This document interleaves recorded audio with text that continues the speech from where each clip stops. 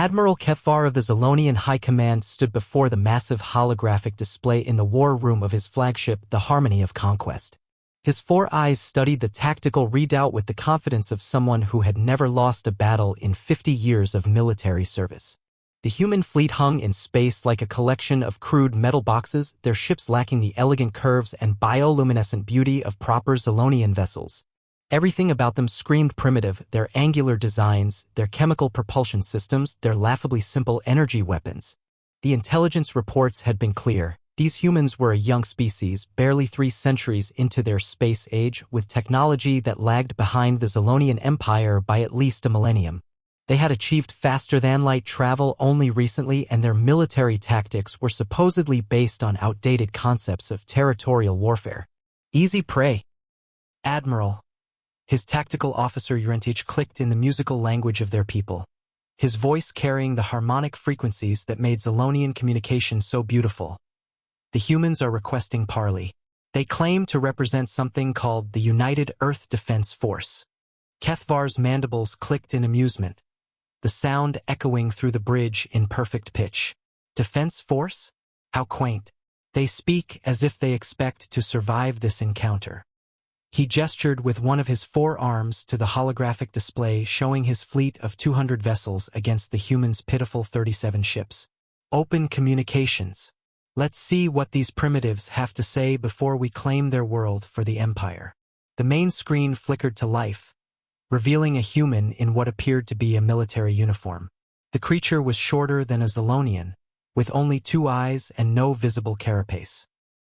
Disgustingly soft-looking, with pale skin that seemed vulnerable to the slightest touch. How such fragile beings had survived long enough to achieve space travel was beyond Kethvar's understanding. "I am Admiral Rebecca Kane of the UEDF," the human said, her voice carrying an odd undertone that Kethvar's universal translator couldn't quite parse. There was something in her tone, a quality that seemed to resonate with frequencies his people used for warnings of danger. "You are in violation of Earth's territorial space. Withdraw immediately or face the consequences." The bridge erupted in harmonic laughter from Kethvar's crew, their voices blending in the musical scales that had made Zolonian culture famous throughout the galaxy. Territorial space? These creatures had barely achieved faster-than-light travel a few decades ago, according to their intelligence reports. The audacity was almost charming. "Human," Kethvar replied, his voice carrying the authority of someone who had conquered 17 star systems and absorbed their populations into the Empire. "You are vastly outnumbered. Your technology is inferior. Your ships are primitive. I offer you one chance to surrender your world peacefully. Your people will be given positions suitable to their capabilities within the Empire." Admiral Kane's expression didn't change, but something in her eyes made Kethvar's instincts whisper warnings his logical mind dismissed. It was the look of someone who knew something he didn't, a look he had seen only once before in the eyes of a Vorthan assassin moments before she had nearly killed him. "Admiral Kethvar," the human said, her voice now carrying what sounded almost like anticipation, "you clearly don't understand what you're facing. But you will." The transmission ended with what seemed like finality. "Sir," Urentich reported, his harmonic clicking now carrying undertones of confusion, "their ships are moving into formation. It appears to be chaotic. No clear tactical pattern that matches any known military doctrine." Kethvar studied the display with growing unease. The humans weren't arranging themselves in any recognizable battle formation. Their ships seemed to be scattered almost randomly with no apparent coordination. Either they were completely incompetent or... "Admiral," his sensor officer's voice carried a note of confusion that broke the musical harmony of the bridge. "I'm detecting unusual readings from several of their vessels. Energy signatures I don't recognize. It's like they're powered by systems that aren't in our databases." "Elaborate," Kethvar commanded. "Sir, it's almost like they're modifying their ships in real time. But that's impossible. No species can restructure their vessels during combat.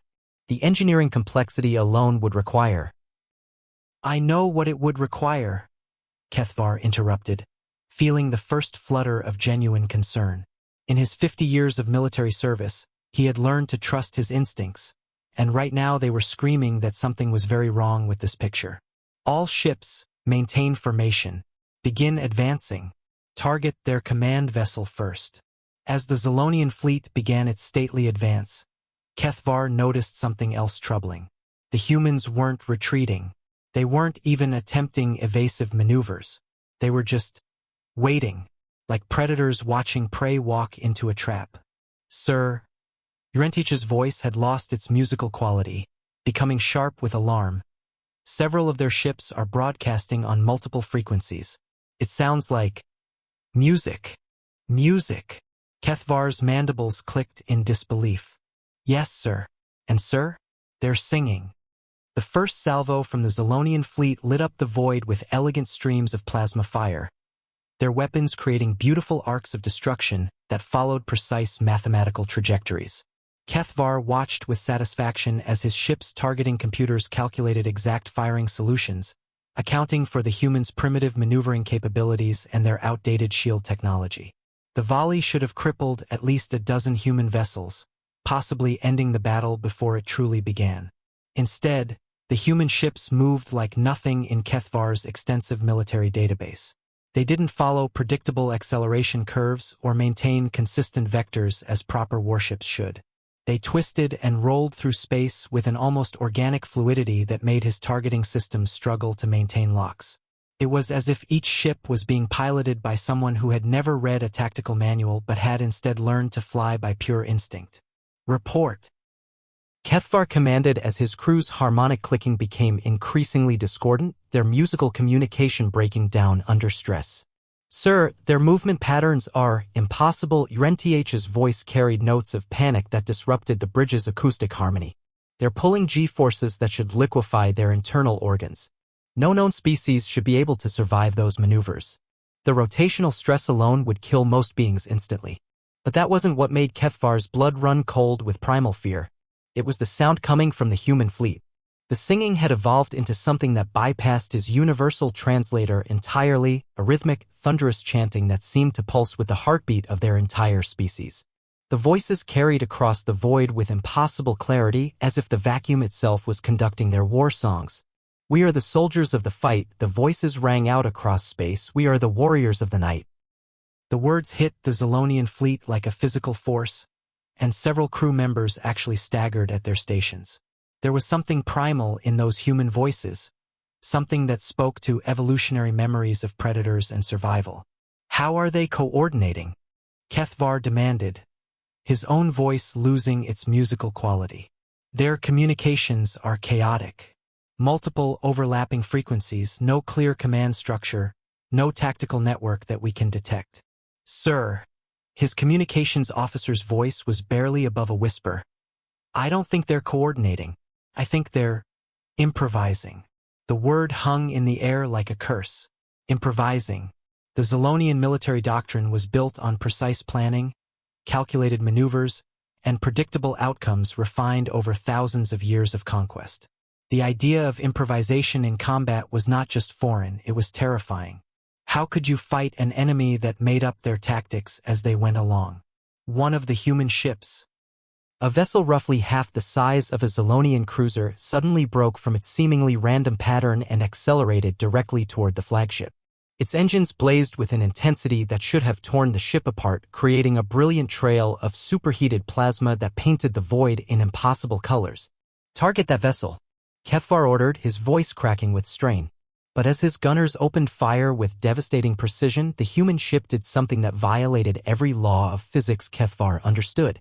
It spun on its axis while maintaining forward momentum, presenting different shield facings to each incoming shot while somehow managing to fire its own weapons in a completely different direction. The maneuver was so complex that Kethvar's tactical computers couldn't even model it properly. The humans' return fire wasn't aimed at the flagship. Instead, it targeted the connection points between the Zolonian ship's formation, forcing them to break apart to avoid friendly fire. In seconds, the carefully planned battle formation that had taken decades to perfect was shattered. Sir, Urentich's voice was now openly terrified. That maneuver should have killed everyone aboard that vessel. The rotational forces alone should have turned their organs to paste.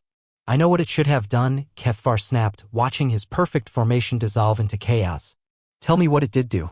It worked, sir. They're somehow coordinating individual ship movements with fleet-wide tactics in real time. And sir? They're still singing. The human voices had grown louder, more defiant, carrying harmonies that seemed impossible for organic throats to produce. But now Kethvar could hear something else in their chanting, laughter. They were laughing while they fought. "Come on, you sons of bitches. Do you want to live forever?" The words crashed over the Zolonian fleet like a wave of pure aggression, and several of his crew members actually recoiled from their stations as if physically struck. "Admiral." His tactical officer's voice was shaking so badly it could barely maintain pitch. "We're losing ships. The humans are. They're using our own formation against us. Every time we fire, they maneuver so that we're in danger of hitting our own vessels." Kethvar stared at the tactical display in growing horror. The human fleet was outnumbered 5-1, but they were fighting like a single organism with 37 different brains, each one making split-second decisions that somehow supported the actions of all the others. "How is this possible?" he whispered. On the screen, Admiral Kane's image suddenly reappeared, her face streaked with blood from what appeared to be a head wound. Behind her, alarms were blaring and crew members were shouting orders in multiple languages. But she was smiling, actually smiling in the middle of combat. "Admiral Kethvar," she said, her voice carrying that same terrifying undertone of joy. "You wanted to know what you're facing. You're facing humans at war.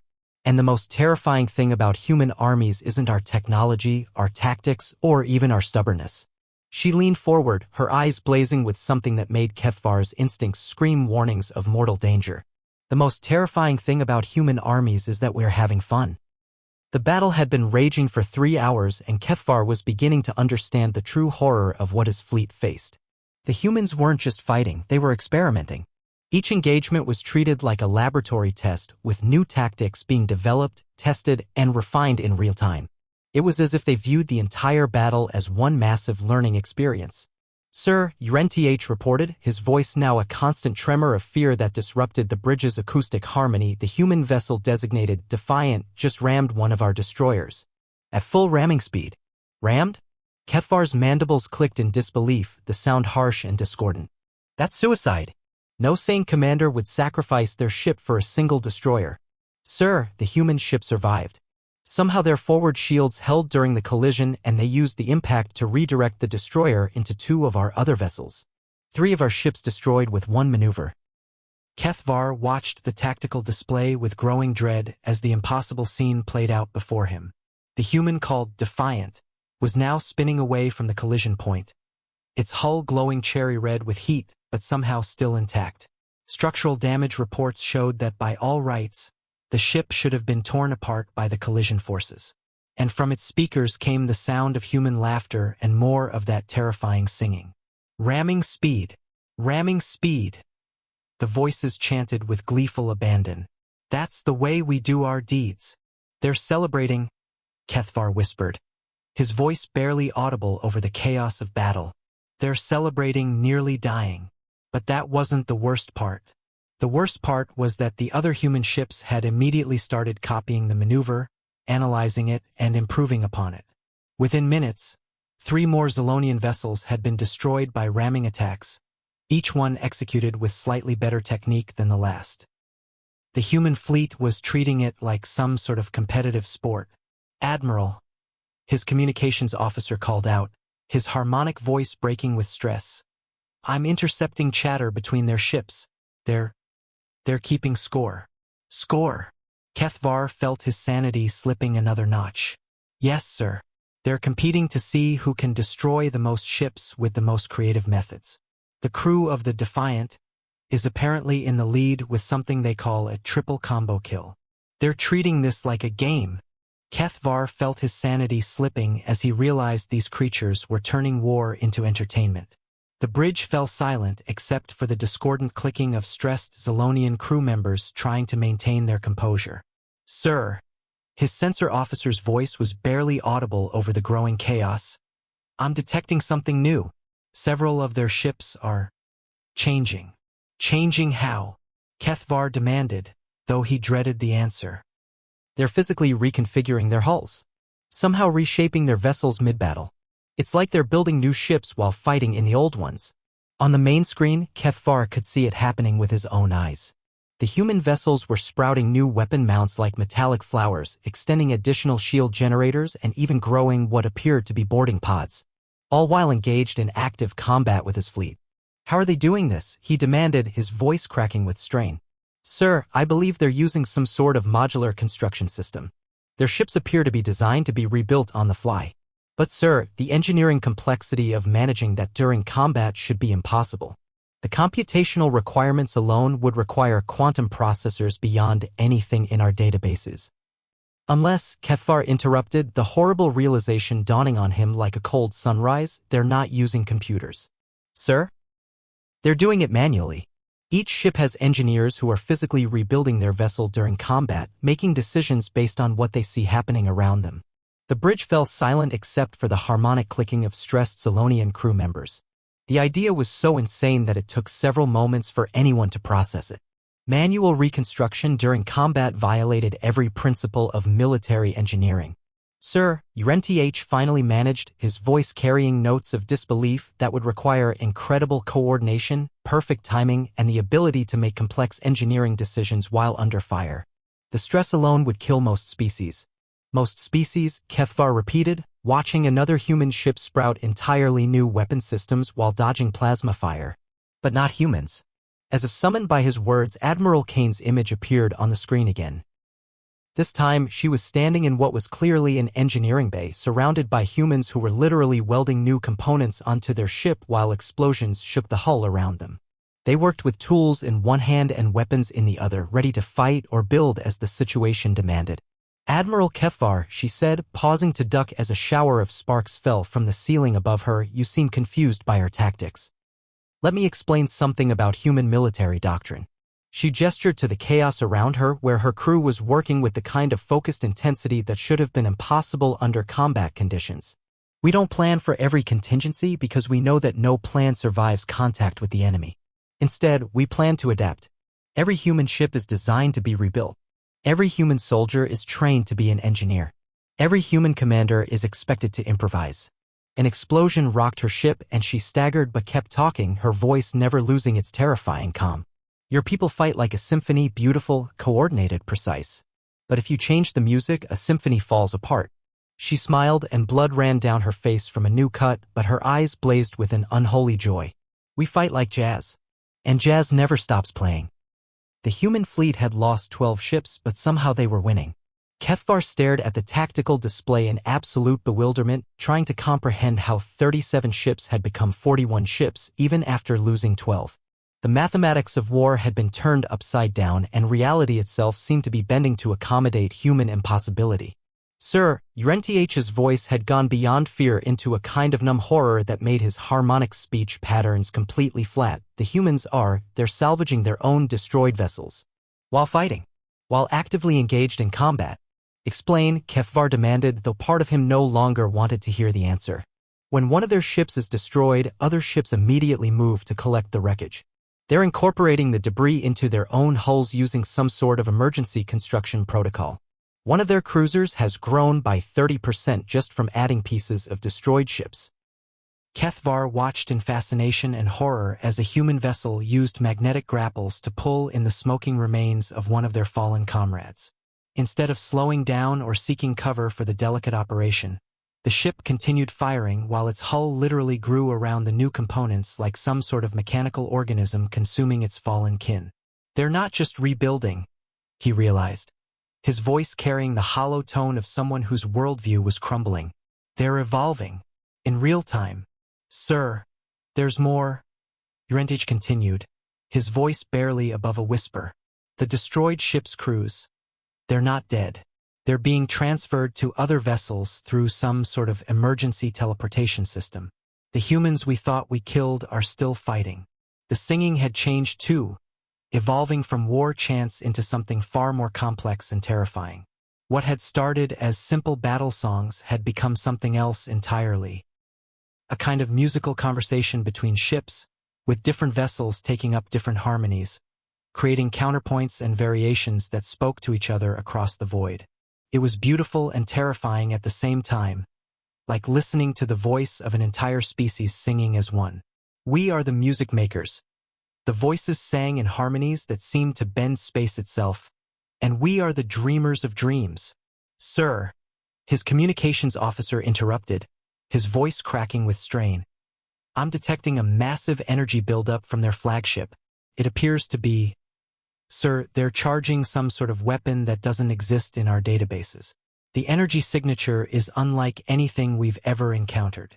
On the main screen, the human flagship was indeed changing in ways that defied comprehension.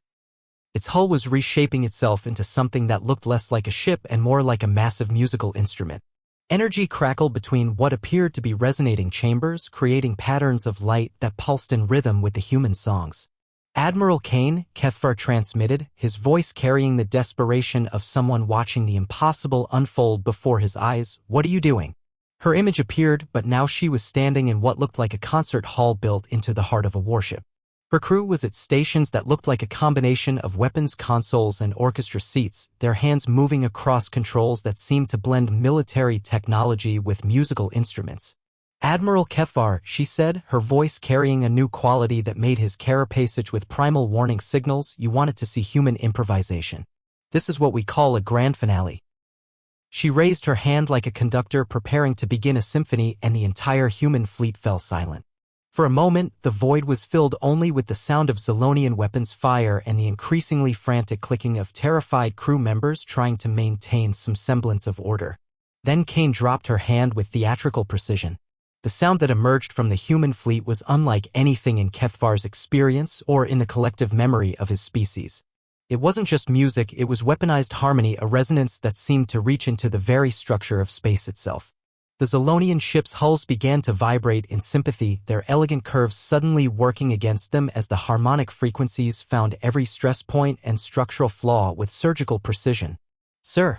UNTH screamed over the growing noise, his voice lost in the overwhelming cacophony. "Our ships are resonating. The harmonic frequency is causing structural damage throughout the fleet." But it was more than that, and Kethvar knew it with growing terror. The sound was affecting the Zolonian crew as well. Their natural harmonic communication was being overwhelmed by the human music, creating a feedback loop that made it impossible to coordinate their actions. Their most fundamental ability, their musical language, was being turned against them. "How are they doing this?" Kethvar demanded, but his words were lost in the crescendo of human voices that now filled the void like the voice of a god. On the screen, Admiral Kane was conducting her fleet like a master musician, her movements precise and passionate.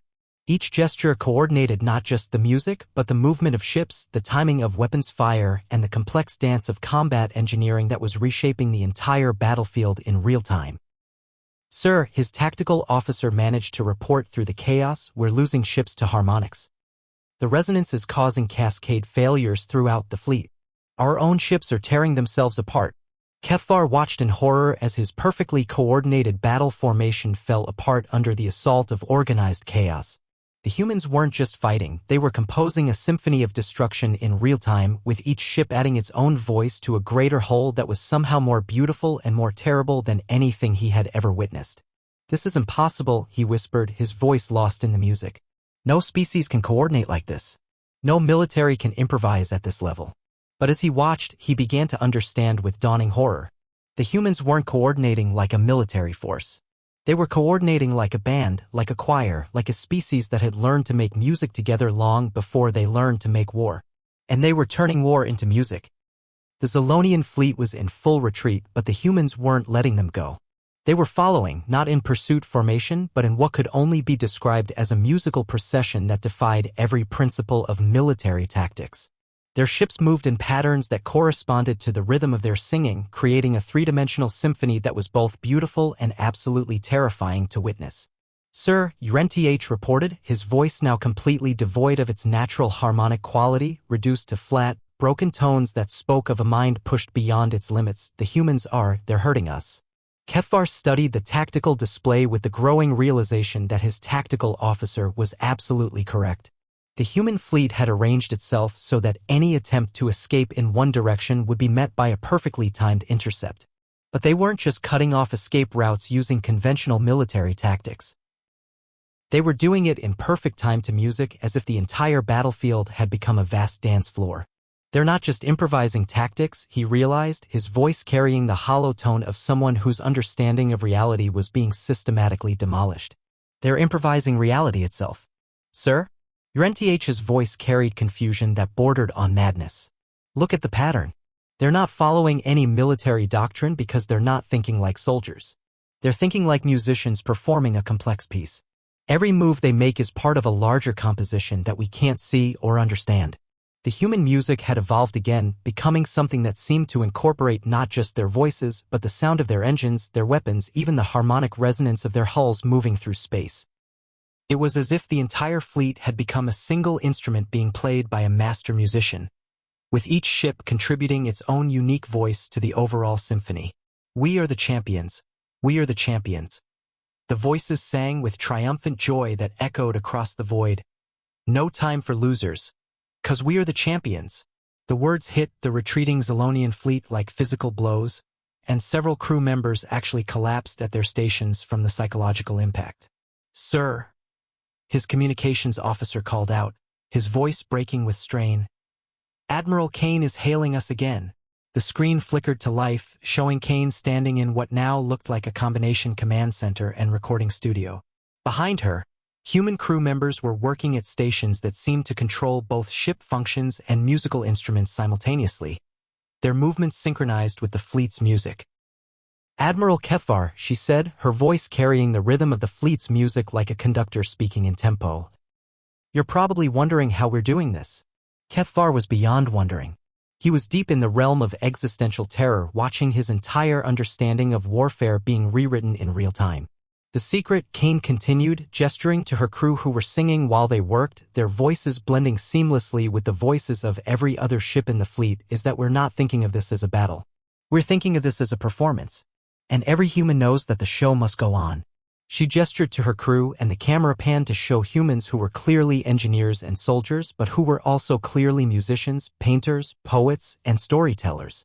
They were treating the battle like a collaborative art project, with each ship contributing its own unique voice to the overall composition. "You see, Admiral, you made a fundamental error in your intelligence assessment. You thought we were a military force. But we're not. What are you?" Kethvar found himself asking, his voice barely above a whisper. "We're artists. And war is just another medium for human expression." The screen showed images from other human ships' crew members who were simultaneously operating weapons systems while composing music, engineering new ship modifications while painting abstract art on the bulkheads, calculating firing solutions while writing poetry about the beauty of space combat. "Sir," Urenth whispered, his voice carrying a note of awe that cut through his terror, "look at the tactical display." Kethvar looked and saw something that made his sanity take another step backward into the realm of impossibility. The human fleet's movements were creating patterns in space, geometric shapes that were somehow both tactically sound and aesthetically beautiful. They were literally painting with starships, using the three-dimensional canvas of space to create art while simultaneously conducting a military operation. "This is madness," he said. But even as he spoke the words, he could hear the admiration in his own voice. "No," Kane replied, somehow hearing him despite the closed channel, her smile carrying the confidence of someone who had turned the impossible into the inevitable. "This is humanity. We don't separate our art from our war, our music from our military, our creativity from our survival instincts. When we fight with everything we are." The human fleet began to move in a new pattern, a spiral formation that was simultaneously an attack maneuver and a visual representation of the musical patterns they were creating. It was hypnotic and deadly at the same time, beautiful enough to make even his terrified crew stop and stare in wonder. "Sir," his sensor officer reported, his voice carrying grudging admiration, "they're not just hurting us. They're creating a song with our movements. We're part of their composition." Kethvar realized the horrible truth with dawning clarity. The humans weren't just defeating his fleet, they were using his fleet as an instrument in their symphony of war. Every evasive maneuver, every attempt to escape, every desperate tactical decision was being incorporated into their musical composition, turning his very resistance into part of their art. "We surrender," he transmitted, his voice carrying defeat but also something else, curiosity. The human music stopped instantly, the silence somehow more terrifying than the sound had been, like the moment of absolute quiet before a thunderclap. "I'm sorry, Admiral," Kane replied, her smile carrying something that looked almost like sympathy, "but we're not quite finished with the song." The silence lasted exactly 4 beats. Kethvar found himself counting them, his mind somehow trapped in the rhythm the humans had created. Then, softly, a single human voice began to sing. It was different from the war songs. This was something else entirely, a melody that seemed to carry the weight of history, of loss, of the cost of survival. Other voices joined in, creating harmonies that spoke of mourning and hope in equal measure. Amazing grace, how sweet the sound, the voices sang, that saved a wretch like me. Sir, Urenth whispered, what are they doing? Kethvar watched the tactical display as the human fleet began to move in a new formation, not aggressive but not quite passive either. They were creating a circle around the Zolonian fleet, but it felt less like entrapment and more like protection. Admiral Kane, he transmitted, you said we could surrender. Her image appeared on the screen, but now she looked different. The blood had been cleaned from her face, and her expression carried something that looked almost like sadness. Admiral Kethvar, she said, you can surrender? But first, you need to understand what that means to us. The human music shifted again, becoming something that incorporated both the human voices and, impossibly, the harmonic frequencies of the Zolonian fleet. Somehow, they had learned to blend their music with the natural communication patterns of his people. You see, Admiral, humans have a concept called victory with honor. It's not enough for us to win. We need to win in a way that leaves room for our enemies to become our friends. Friends? Kethvar's mandibles clicked in confusion. Oh yes, Kane smiled. Because the most terrifying thing about human armies isn't that we're artists who fight like musicians. It's that we're also teachers who fight like we're trying to recruit new band members.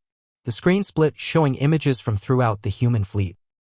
In addition to the crew members who had been fighting and singing, there were others, humans who were clearly scientists, diplomats, and yes, teachers. They had been preparing for this moment throughout the entire battle. You thought this was a war, Kane continued. But for us, this was an audition. We wanted to see if your people could learn to improvise, to adapt, to think creatively under pressure. And you did. We did. Admiral, your fleet survived longer against us than any other force we've encountered. More importantly, you adapted. You started trying to predict our improvisations, to counter our creativity with your own. That's exactly what we were hoping for. The human music had evolved again, and now Kethvar could hear something extraordinary. His own crew members were humming along. Not consciously, but their natural harmonic communication was somehow synchronizing with the human songs. Sir, Urenth reported, his voice carrying musical notes that hadn't been there before. The humans are broadcasting on our communication frequencies. They're teaching us their songs. More than that, Kane said. We're learning yours. You see, Admiral, humans have discovered that the best way to defeat an enemy is to turn them into a friend. And the best way to turn an enemy into a friend is to make music together. The tactical display showed something that should have been impossible: human and Zolonian ships moving in coordinated patterns. Their combined movements creating a visual symphony that was somehow more beautiful than anything either species could create alone. This is the real human military doctrine, Kane explained. We don't just fight to win. We fight to create something new. Every battle is a collaboration. Every war is a chance to expand the definition of what's possible. You're insane, Kethvar said. But he was smiling as he said it. Completely, Kane agreed. But we're also effective. So, Admiral Kethvar, would you like to surrender? Or would you like to join the band? The question hung in the void, surrounded by the sound of two species learning to sing together. 6 months later, Admiral Kethvar stood on the bridge of the first joint human-Zolonian vessel, the Harmony's Edge, watching his mixed crew work together in perfect harmony, literally. The humans had taught his people to incorporate music into their military operations, while the Zolonians had taught the humans to use their natural harmonic communication to coordinate on a level that had seemed impossible before their species met. The bridge itself had been redesigned to accommodate both species' needs, with workstations that responded to both touch and harmonic frequencies, creating a workspace that was as much concert hall as command center. Admiral, Commander Sarah Mitchell, his human tactical officer, called out, her voice automatically modulating to blend with the Zolonian harmonic frequencies that now filled all their communications. We're receiving a distress signal from the Vorthan system. Appears to be a fleet of raiders attacking civilian ships. Kethvar's mandibles clicked in what humans had learned to recognize as determination, the sound blending seamlessly with the background music that was now standard on all Alliance vessels. All ships, respond to the distress call. And Sarah? Yes, sir? Start the warm-up exercises. I want to see if these Vorthan raiders can carry a tune. The crew erupted in laughter, a sound that now included both human voices and Zolonian harmonic clicking, creating a joyful cacophony that had become the signature of the Human-Zolonian alliance. The ship's speakers came alive with music as the combined fleet began to move, their formation creating patterns that were simultaneously tactically sound and aesthetically beautiful. "We are the champions, we are the champions," the voices sang, now in perfect harmony across two species, different vocal ranges creating counterpoints that neither race could achieve alone. "No time for losers, 'cause we are the champions." As the fleet prepared to jump to hyperspace, Kethvar reflected on what he had learned about human armies during those terrifying and wonderful hours of battle 6 months ago. They had been wrong about everything, the technology, the tactics, the very nature of human warfare. But they had also been right about one thing that chilled him to his core. Humans were absolutely terrifying in battle. Not because they were vicious or ruthless or technologically superior. They were terrifying because they had turned war into art, battle into music, and enemies into friends. They fought not just to survive, but to create something beautiful from the chaos of conflict. Every engagement became a masterpiece, every victory a symphony, every new alliance a new voice added to the growing chorus. And perhaps most terrifying of all, they had proven that their way worked better than anything the galaxy had ever seen. The Human-Zolonian alliance was now the most powerful military force in known space, not because they had the best weapons or the most ships, but because they had learned to fight like a choir, to improvise like a jazz band, and to turn every battle into an opportunity for creative collaboration. The distress signal from the Vorthan system was getting stronger, and Kethvar could see on the display that they were approaching a scene of terrible destruction. Civilian ships were scattered across the void like broken toys, some burning, some already destroyed, others clearly in their final moments. The sight filled him with the righteous anger that had become the Alliance's driving force. Not anger at enemies, but anger at the waste of potential, at the silencing of voices that could have joined their song. "Sir," his communications officer reported, his voice carrying the harmonics that now made every Alliance communication sound like music. "The Raiders are demanding tribute. They're threatening to destroy the remaining civilian ships if their demands aren't met." Kethvar studied the tactical display with the experienced eye of someone who had learned to see battle as both military strategy and artistic composition. The Raider fleet was large, well-armed, and arranged in a classic battle formation that spoke of experience and confidence. They were clearly veterans of many such operations, confident in their ability to destroy any opposition that might dare to challenge them. They had no idea what they were about to face. "Open a channel to the Raider fleet," Kethvar commanded, his voice carrying the musical authority that had become his trademark. A scarred alien face appeared on the screen, a Vorthan warlord with the cold eyes of someone who had never lost a battle, never shown mercy, never seen any value in life beyond what could be taken from it. "I am Warlord Grix, the alien growled in the harsh, discordant language of his people. "Identify yourself and withdraw or be destroyed." "I am Admiral Kethvar of the Human-Zolonian Alliance," Kethvar replied, his voice carrying the musical harmonics his people had learned from their human allies, creating a sound that was both beautiful and unmistakably threatening. "You are in violation of galactic law. Surrender now or face the consequences." Grix laughed, a harsh sound that carried no music, no beauty, no hint of the collaborative spirit that had transformed two species into something greater than either could have been alone. "Your tiny fleet against my armada? You're outnumbered 3-1. Warlord Grix, Kethvar said, his voice now joined by the harmonious clicking of his Zolonian crew and the melodic voices of his human allies, creating a sound that seemed to make space itself resonate with purpose. "You clearly don't understand what you're facing. But you will." The transmission ended and the combined fleet began to move in the complex patterns that had become their signature, each ship finding its place in both the tactical formation and the musical composition that was about to unfold. "All ships," Kethvar announced over the fleet-wide communication system, his words carried by harmonies that spoke of unity, purpose, and the irresistible power of cooperative creation. "We have new students. Let's see if we can teach them to sing." The music began, a combination of human voices and Zolonian harmonics that filled the void with sound that carried the experience of two species who had learned to fight together, to create together, to turn the chaos of war into the beauty of art. But this time it was different. This time it carried the confidence of teachers, the patience of artists, and the terrible beauty of a species that had learned to make war itself into an act of creation. As the fleet moved into battle formation, Kethvar smiled, his mandibles clicking in perfect rhythm with the Alliance anthem. The most terrifying thing about human armies wasn't their weapons or their tactics or their technology. The most terrifying thing about human armies was that they made everything they touched more human. And now, thanks to their example, so did everyone else who chose to join their song.